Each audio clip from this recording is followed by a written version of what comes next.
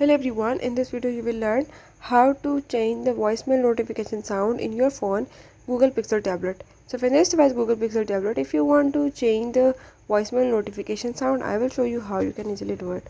Before I start, if you're new to my channel, don't forget to subscribe and press the bell icon. Let's watch complete video, follow all the steps and learn it.